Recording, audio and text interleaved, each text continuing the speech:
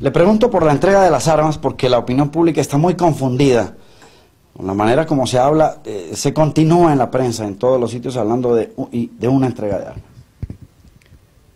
Se habla en el Parlamento, se habla en las grandes oficinas de los grandes gremios, en la gran prensa, pero a nivel nacional, a nivel popular, a nivel de la mayoría del país, ese no es el tema, ¿no? El tema fundamental de la gente es el desempleo, es el problema de los salarios, es el problema de las universidades oficiales cerradas, es el problema de la gente sin tierra, es el problema de los derechos políticos asfixiados por un monopolio del poder político. Esos son los temas del país realmente. Ahora, y están metiendo de contrabando el tema de la entrega de las armas, un tema que no es real en este proceso de paz. ¿Por qué no? Porque no es lo fundamental. El problema del país no son 3.000 armas, 4.000 armas que tiene el movimiento guerrillero.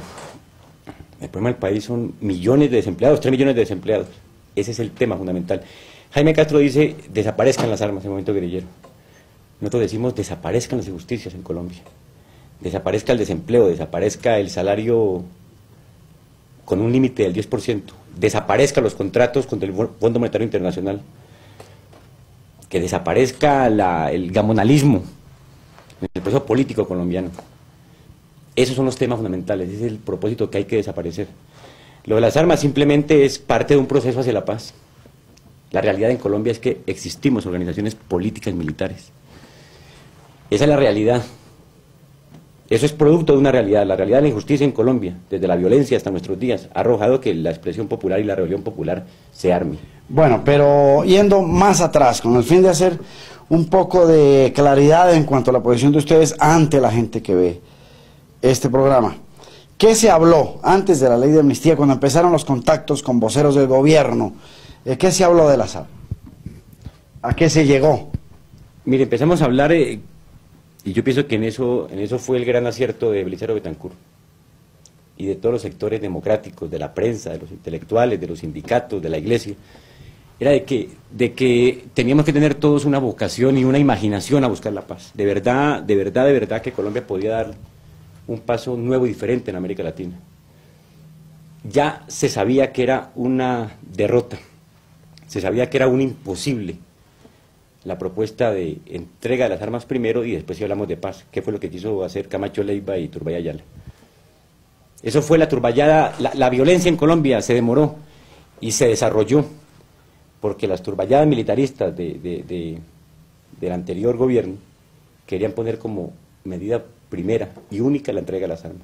Eso fracasó, porque perdieron la guerra, perdieron la propuesta política, perdieron la opinión nacional. Belisario y nosotros, el movimiento guerrillero, y los sectores que acompañan a Belisario y toda la opinión nacional, partimos del hecho de que se necesitaba una fórmula más de imaginación y más real. Entonces empezamos a hablar partiendo del hecho de que no se exigía la entrega de armas.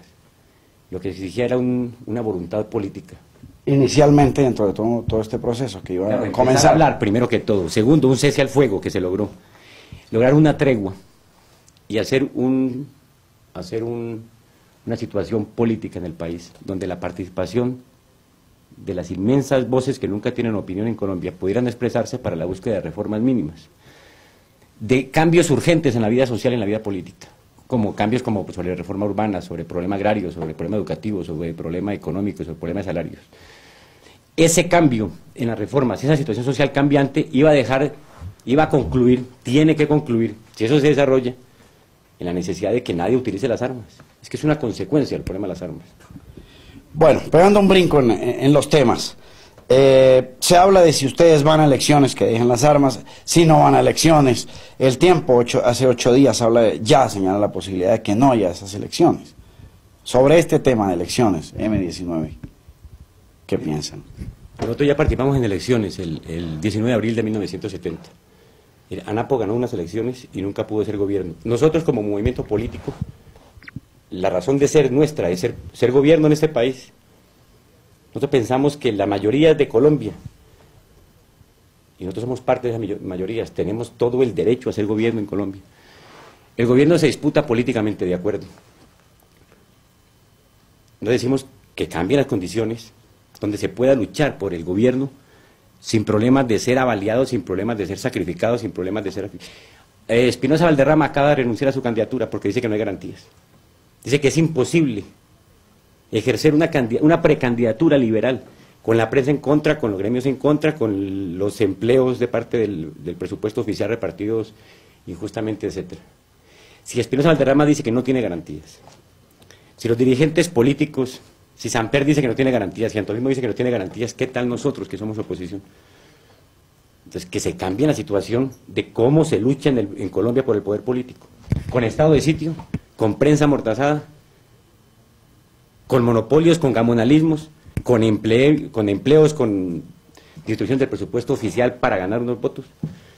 Entonces decimos que hay una reforma electoral, hay una reforma del presupuesto oficial. En base a eso participaríamos en la disputa electoral. Bueno, pero ¿cree usted que en los pocos días que tiene el Congreso para sesiones extras pueda, por ejemplo, clarificarse algo en torno al proyecto de democratización? Ese es el gran argumento, no es que no hay tiempo, es que eso se demora. Entonces, siempre que estamos al límite de grandes decisiones se dice, pero es que eso no se puede hacer de una vez, no es de un día para otro. Pero llevamos 2 años de Belisario Betancur. Y llevamos 100 años de esta oligarquía manejando este país. Entonces, Llera Restrepo decía, no, es que no hay tiempo, no puede ser reforma agraria porque falta tiempo. Y Pastrana dijo lo mismo, y todo el mundo dice lo mismo, no hay tiempo. Belisario Betancur nos dice ahora que es que no hay tiempo en 20 días, en un mes de hacer reformas. Él lleva 2 años en el gobierno. Tuvo la mejor opinión, tuvo el apoyo nacional. Todo el mundo apoyaba a Belisario Betancur, además porque lo merecía de verdad.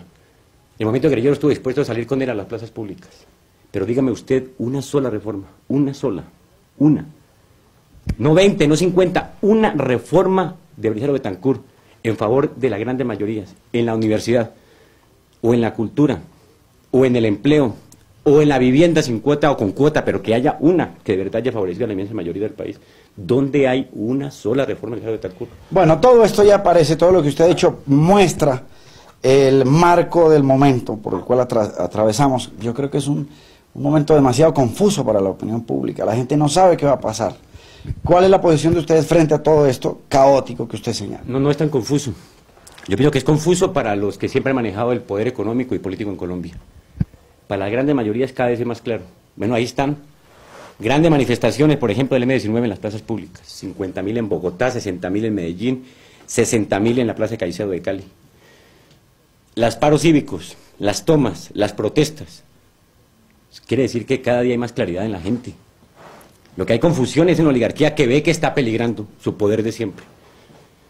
No es confuso que nosotros le estamos diciendo al país, es la hora de que las grandes mayorías de Colombia, de que los 23 millones de colombianos nos definamos de una vez por todas a ser gobierno, que tenemos la suficiente fuerza, capacidad, que tenemos los suficientes argumentos, tenemos la suficiente legitimidad para decir que la grande mayoría podemos hacer un gobierno democrático en Colombia, que ya no es suficiente ser oposición, que ya no es suficiente quejarse de la situación del país, que ya no es suficiente decir que aquí nadie hace nada, que nos podemos juntar todos, los sindicatos y el movimiento campesino, los indígenas, los estudiantes, el movimiento guerrillero, los industriales asfixiados en este país, la pequeña y mediana industria, los militares nacionalistas, y hagamos un gobierno de verdad de esta nación. Bueno, eso ha causado conmoción, ese anuncio de ustedes de hacer un gobierno.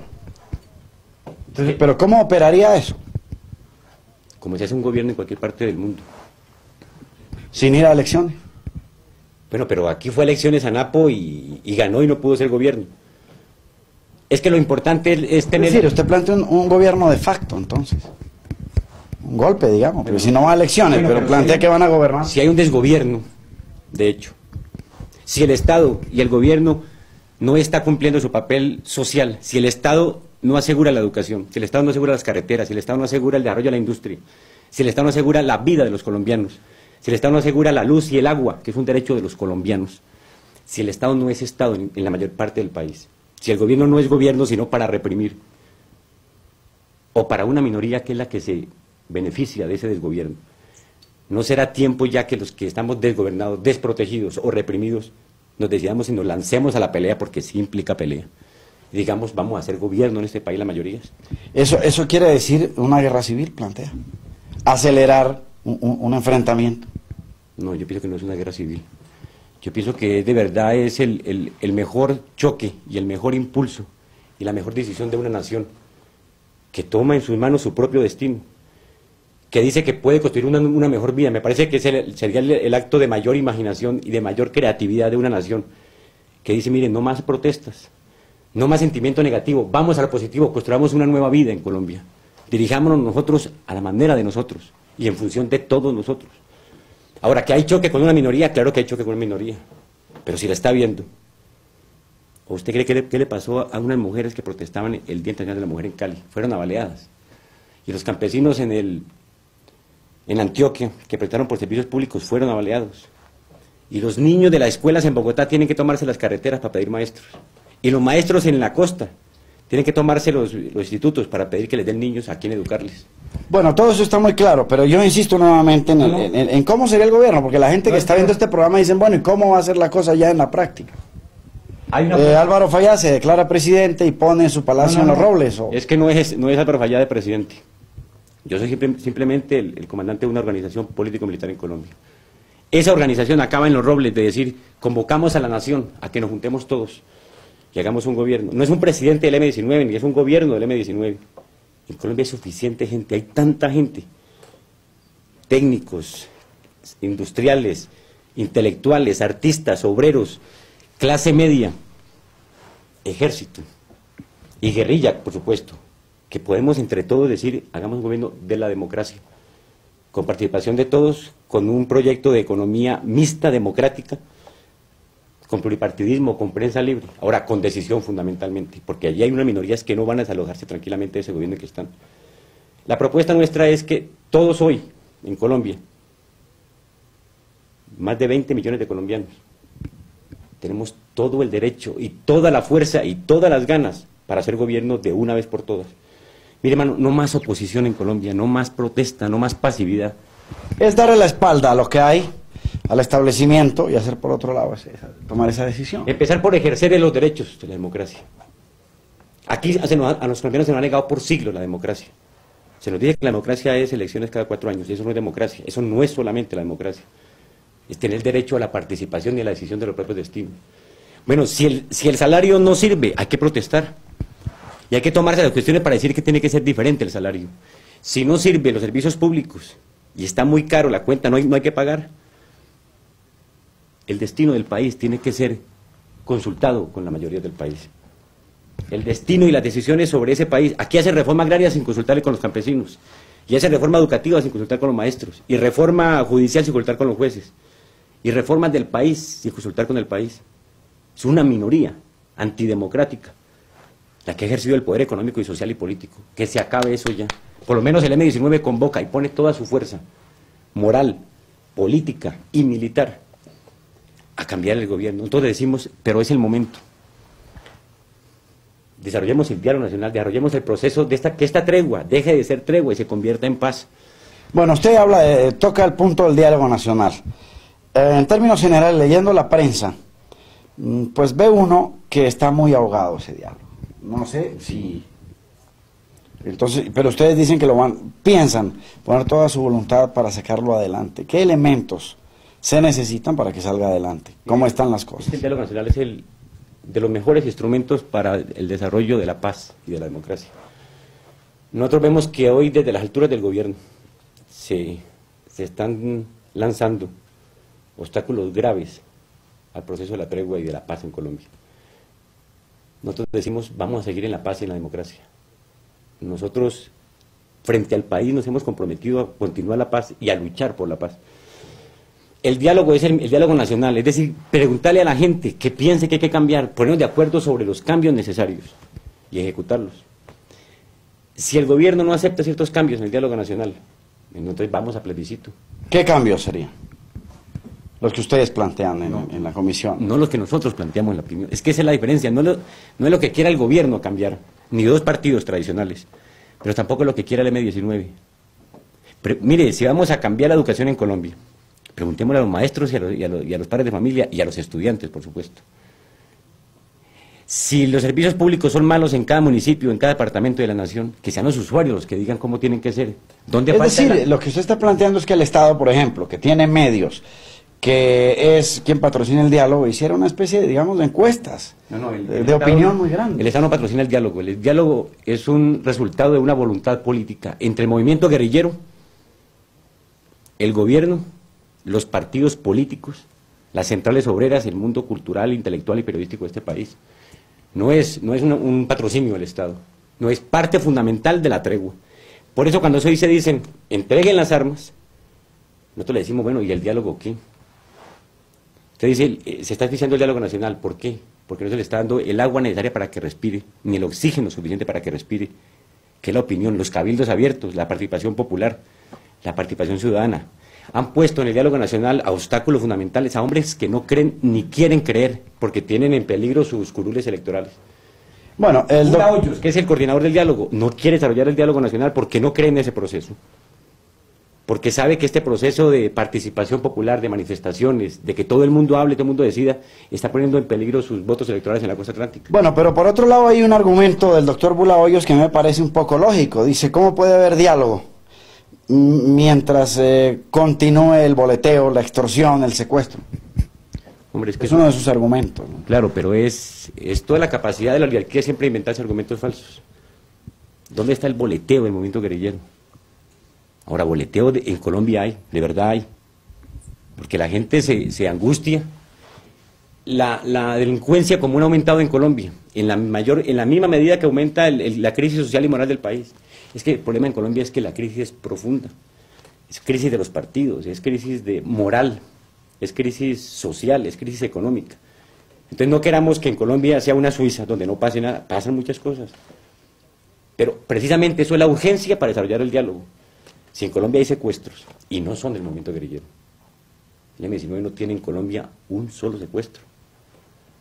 Nosotros nos comprometimos frente a nuestro país y frente a nosotros mismos, y firmamos un acuerdo frente al país para no hacer secuestros, y lo hemos cumplido al pie de la letra. Pero es fácil decirle al país, mire que están secuestrando, y mire que no quieren, y entreguen las armas, y querer convertir el problema de las armas y de la guerrilla como el gran problema del país.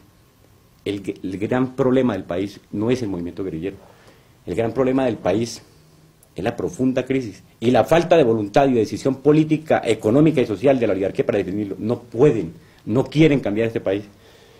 Nosotros decimos que el movimiento guerrillero se suma al país democrático, dispuesto a cambiar este país, con ganas de cambiar el país, para hacer una vida amable para todos los colombianos. Ok, se acabó.